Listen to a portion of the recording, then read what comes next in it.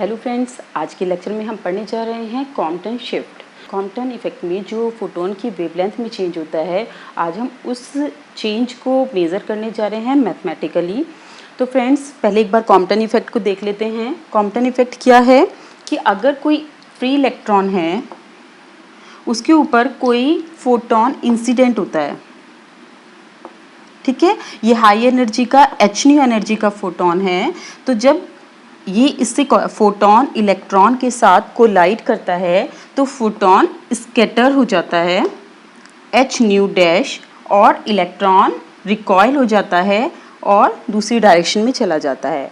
सबसे पहले इनिशियली इस इलेक्ट्रॉन की जो एनर्जी है वो ज़ीरो है, इलेक्ट्रॉन रेस्ट में कंसिडर किया था कॉम्पटन ने, और रिकॉइल होने के बाद अब इसमें v वेलोसिटी हो गई है और इसकी जो मोमेंटम है पहले इनिशियली ज़ीरो था क्योंकि इसकी वेलोसिटी ज़ीरो थी, अब इसकी वेलोसिटी v हो गई है तो मोमेंटम mv हो गया है।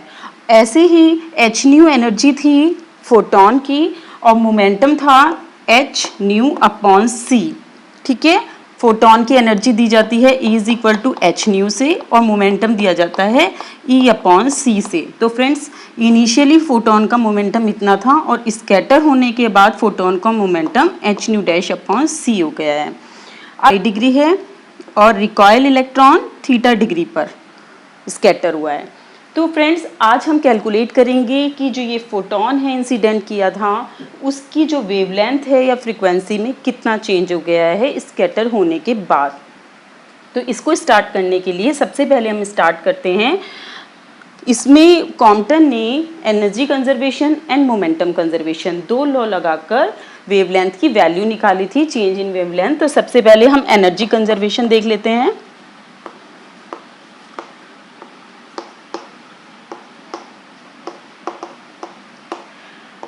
फ्रेंड्स, इनिशियली फोटोन की जो एनर्जी थी वो h-nu थी, ठीक है, और इलेक्ट्रॉन की जो एनर्जी थी अपने रेस्ट मास के कारण m0c² थी। ये rest mass of the electron है जो कि आपको पता है 9.1 × 10⁻³ kg होता है, और c लाइट की स्पीड है। और स्कैटरिंग के बाद जो फोटोन है उसका एनर्जी हो गई है h-nu डैश और इलेक्ट्रॉन की जो एनर्जी हो गई है mc²। यहाँ पे हम इलेक्ट्रॉन का रिलेटिविस्टिक मास कंसीडर कर रहे हैं क्योंकि फ्रेंड्स, ये जो फोटोन है ये हाई एनर्जी का फोटोन है। जब ये इलेक्ट्रॉन के साथ कोलाइड करता है तो अपनी जो कुछ एनर्जी को इलेक्ट्रॉन को पास कर देता है और इस इलेक्ट्रॉन की वेलोसिटी इतनी बढ़ जाती है कि v कंपैरेबल टू c हो जाता है, और इस कंडीशन में रिलेटिविस्टिक कंडीशन होती है ये, और इस कंडीशन में रिलेटिविस्टिक मास लगाया जाता है, ठीक है फ्रेंड्स। तो अब ये इक्वेशन आ गई है आपकी। इसमें आपने थोड़ा सा अरेंज कर दिया है। ये इक्वेशन आपकी फर्स्ट है। सेकेंडली आप क्या कर रहे हैं, मोमेंटम कंजर्वेशन लगा रहे हैं।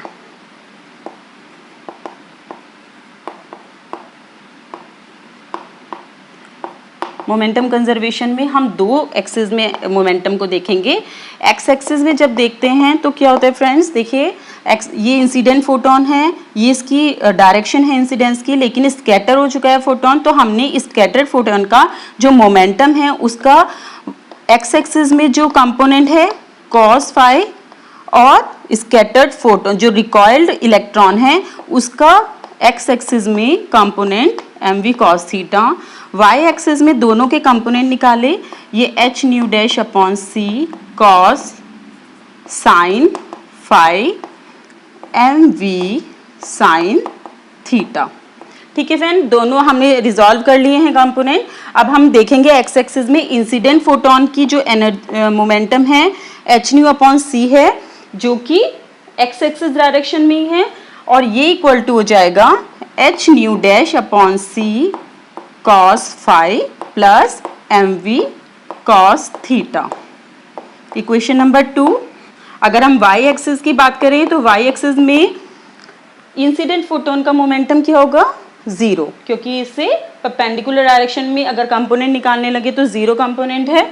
तो और इनिशियली इलेक्ट्रॉन का मोमेंटम 0 है, यहाँ पे भी हमने इसलिए कंसिडर नहीं किया है।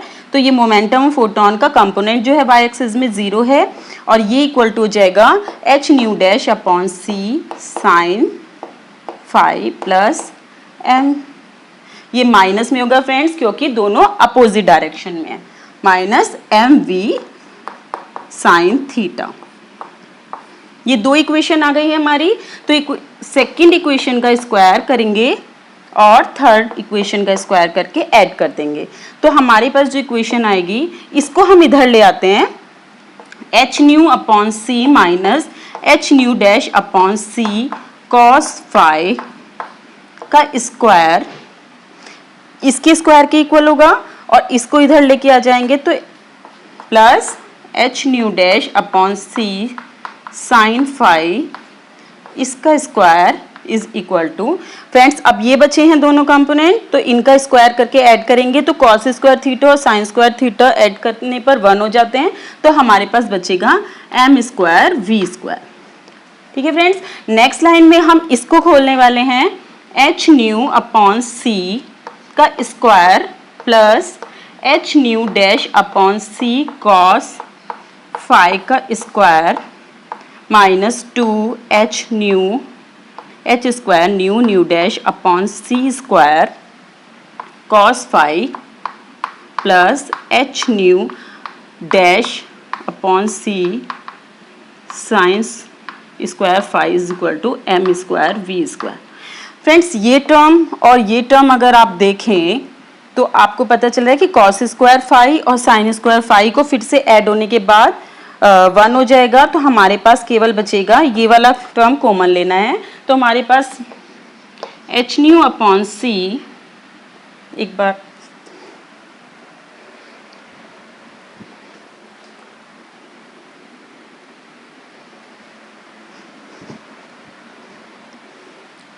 इसको हम यहाँ पे लिख लेते हैं, एच न्यू अपॉन सी का स्क्वायर प्लस इसको कॉमन ले लिया है एच न्यू डैश अपॉन सी का स्क्वायर और कॉस स्क्वायर फाई और साइन स्क्वायर फाई 1 हो जाएगा, minus 2 h square nu nu dash upon C square cos phi is equal to M square we square. Okay friends, अब हमारे पास ये equation आ गई है। इस इक्वेशन को हम दे देते हैं नाम फोर्थ इक्वेशन। अब हमने यहाँ पे जगह इसलिए छोड़ी थी कि हम यहाँ पे भी फर्स्ट इक्वेशन का स्क्वायर करेंगे। तो हम अगर इसका स्क्वायर करें तो क्या हो जाएगा, h nu minus H nu dash का square plus m naught c square का square plus 2 H nu minus H nu dash into m naught c square, ठीक है, a square plus b square plus 2 into a into b, ठीक है, equal to M square c की power 4। Okay friends, अब हम इसको भी खोलने वाले हैं, एच न्यू का square plus H nu dash का square minus 2 h square nu nu dash plus m not square c की power 4 plus 2 H nu minus H nu dash m naught c square is equal to M square c की power 4। ये equation number 5, ये आप next line में वहाँ पे करेंगे और हमने यहाँ पे इसलिए इसके साथ ही कर दी है। तो ये इक्वेशन नंबर 5 है, वो 4 है। अब हम क्या करने वाले हैं, इस इक्वेशन में c को उधर ले जाते हैं, एच न्यू का square plus H nu dash का square minus 2 h square nu nu dash cos phi equal to M square we square c square. अब इक्वेशन नंबर 4 आप इसको दीजिए नाम। तो अब क्या इन दो इक्वेशन से हम देख रहे हैं कि अगर इसमें से इसको सब्ट्रैक्ट कर दें तो ये दो टर्म सब्ट्रैक्ट हो जाएंगी। ठीक है फ्रेंड्स, तो हम इसको हटा देते हैं। देखिए हम क्या कर रहे हैं, इक्वेशन 4 में से इक्वेशन 5 किसी में से भी कोई से भी सब्ट्रैक्ट कर दीजिए। इक्वेशन 4 में से सब्ट्रैक्ट कर रहे हैं तो अब ये दोनों टर्म तो वहाँ से कट जाएंगी, तो हमारे पास कौन सी बचेगी, ये minus 2 h square nu nu dash cos 5 और इधर की साइड क्या बचेगा, ये वाली टर्म, तो ये वाली टर्म क्या हो जाएगी, प्लस हो जाएगी 2h², क्योंकि आप सब्ट्रैक्ट कर रहे हैं, new dash minus m0c² c की पावर 4 और ये वाली टर्म भी बचेगी minus 2h nu minus h nu dash m0² c² और राइट हैंड साइड में फ्रेंड्स बचने वाला है m² v² c² minus m² c की पावर 4। ओके, तो हमारे पास आ गई है फाइनली ये इक्वेशन। इसको थोड़ा सा और देख लेते हैं। h² न्यू डैश, ये दोनों में से हम कॉमन ले सकते हैं 2h² न्यू डैश, तो हमारे पास बचेगा 1 माइनस cos 5, ये वाला हमने पहले ले लिया है, ये बाद में term, minus 2h nu minus h nu dash m0² c, ये वाली टर्म, और एक टर्म है ये वाली m0² c की power 4 is equal to m² v² c² minus m² c की पावर 4। आप इसको इधर ले जाइए,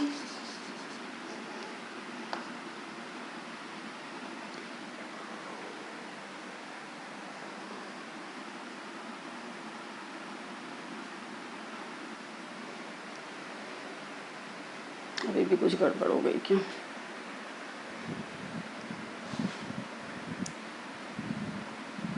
अब अपने ये किया सब्ट्रैक्ट, उसमें से ये कर दिया और यहाँ पे 4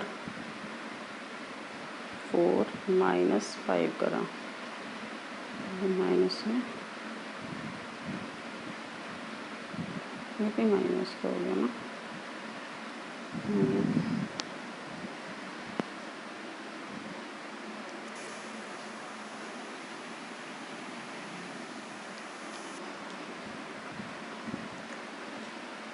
माइनस यहाँ प्लस का साइन आ रहा था।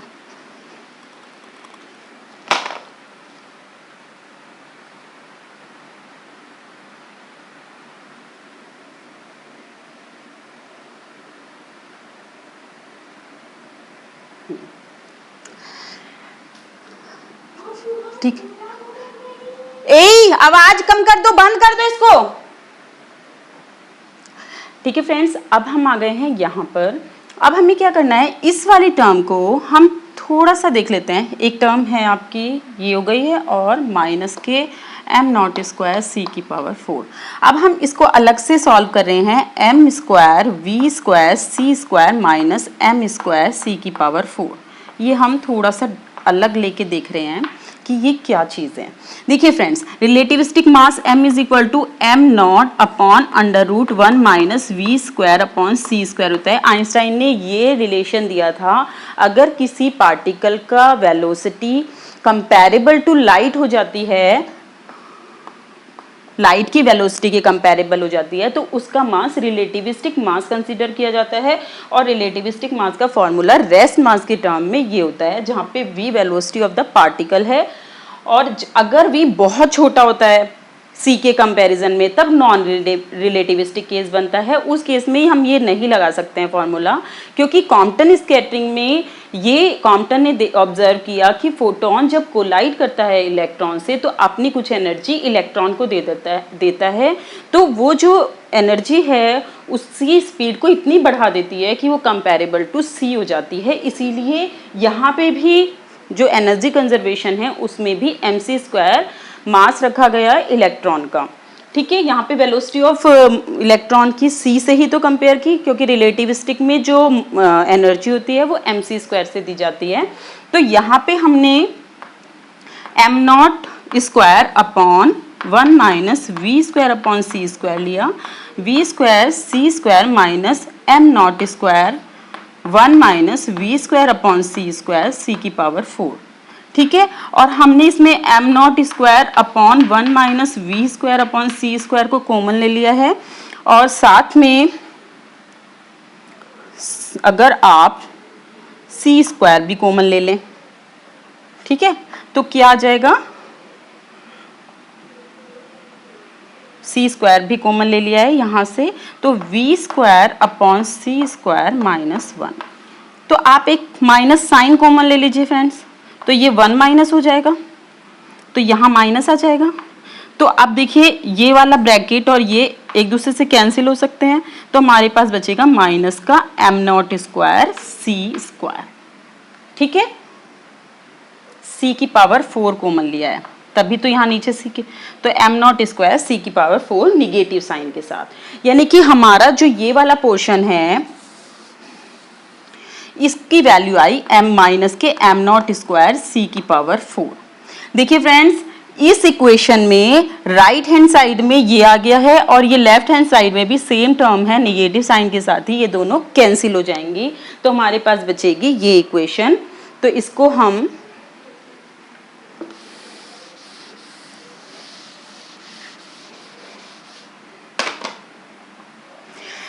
इसमें हम देखते हैं 2h square nu nu dash 1 minus cos phi is equal to, उधर ले जा रहे हैं, 2h nu minus h nu dash m naught square c। अब देखिए m naught square c square ही होगा यहाँ पे भी ये। अब इसको हम थोड़ा सा सॉल्व कर लेते हैं, 2 से 2 कैंसिल कर देते हैं, h कॉमन लेके एक h भी कैंसिल हो जाएगा, तो यहाँ से h हट जाएगा, एक h कैंसिल हो गया है, और हम इसको h रख देंगे upon m not, I think ये जो है m नॉट c स्क्वायर, ये हो गया, नीचे ले आए हैं, और ये is equal to 1 minus cos phi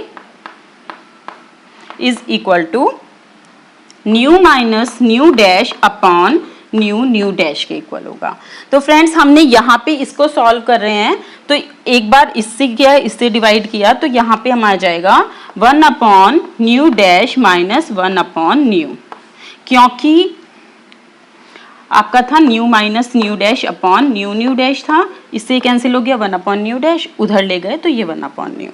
तो अब हमारे पास फाइनल रिलेशन ये निकल के आया है।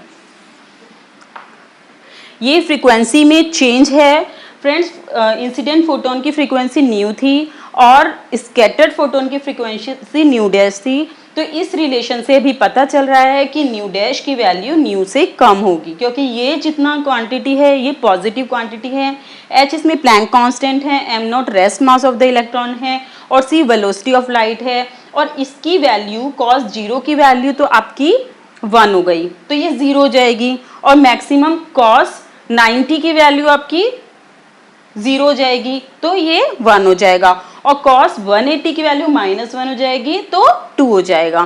तो स्कैटर्ड फोटोन 0 से 180 तक स्कैटर हो सकता है, तो ये पूरी वैल्यू पॉजिटिव ही रहेगी। तो इस रिलेशन से हमें पता चल रहा है कि न्यू डैश की value always less than new होगी, यानी स्कैटर्ड फोटोन की फ्रीक्वेंसी इंसिडेंट फोटोन की फ्रीक्वेंसी से कम ही होगी। अब हम इसके रिजल्ट को वेवलेंथ के फॉर्म में डिस्कस करते हैं।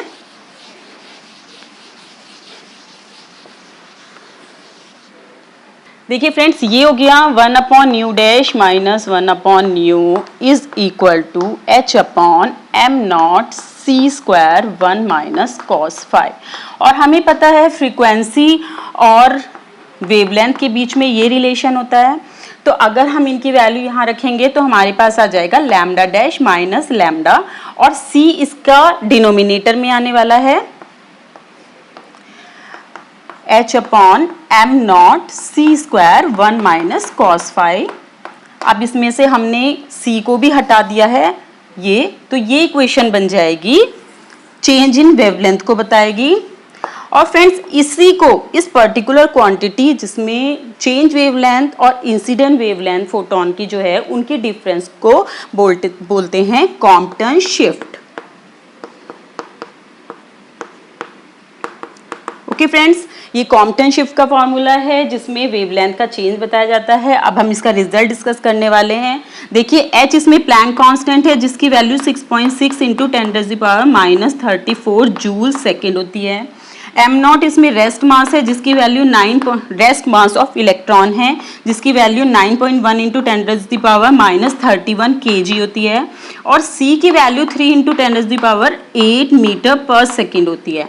इन सब वैल्यूज को रखने के बाद H/m0c जिसको क्या बोलते हैं, कॉम्पटन वेवलेंथ।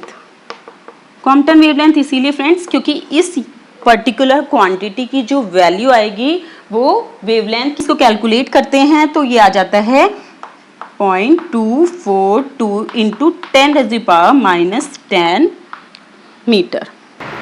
ठीक है फ्रेंड्स, तो ये आ जाता है इतने metre is equal to 0.0242 angstrom. Okay, ये कॉम्पटन वेवलेंथ है।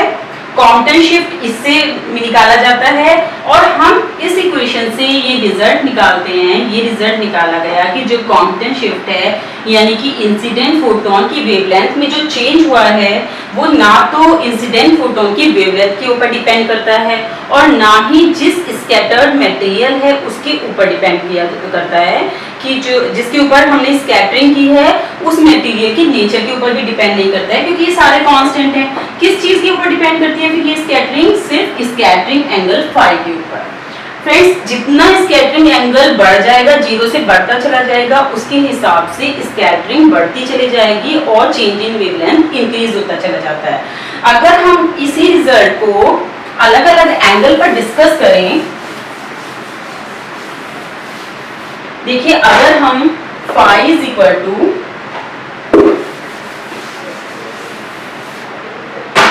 अगर हम phi is equal to 0 degree लें तब देखिए फाई 0 होगा तो लैम्डा डैश माइनस लैम्डा की वैल्यू कितनी हो जाएगी?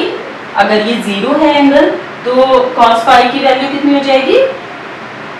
1। cos फाई वैल्यू हो जाएगी तो H/m0c के इक्वल होगा, ठीक है, इनटू 0। तो change in wavelength 0।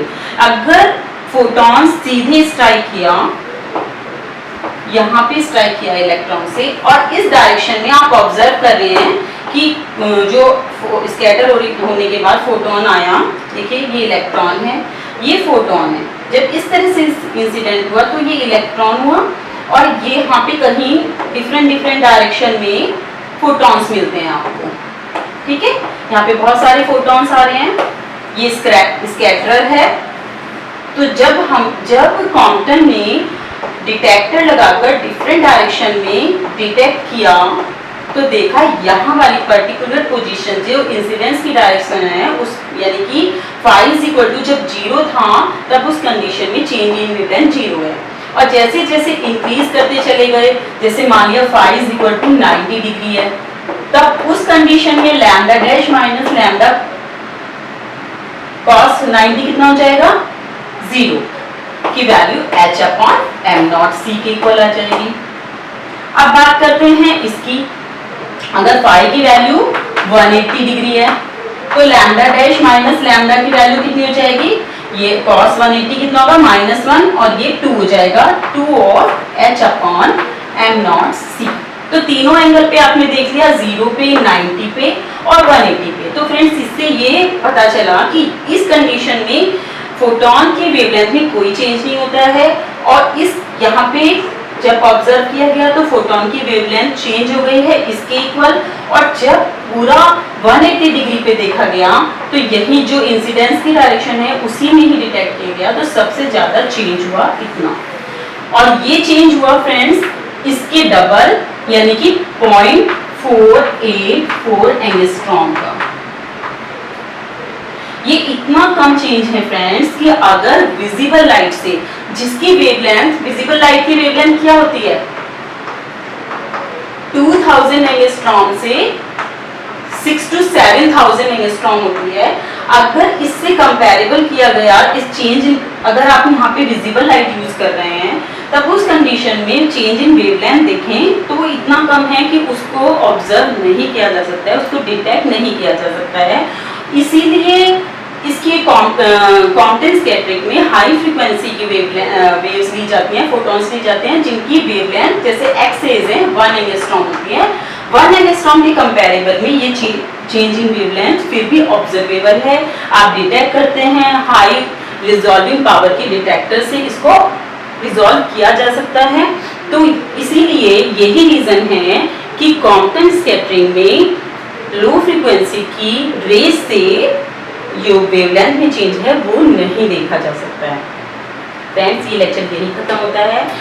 Next lecture में हम जो रिकॉइल्ड इलेक्ट्रॉन है उसकी एनर्जी को कैलकुलेट करेंगे और साथ में उससे नेक्स्ट लेक्चर में हम देखने वाले हैं कि फोटो इलेक्ट्रिक इफेक्ट और कॉम्पटन इफेक्ट इन दोनों के बीच में क्या बेसिक डिफरेंस है। तो आप जरूर देखिएगा। Thank you.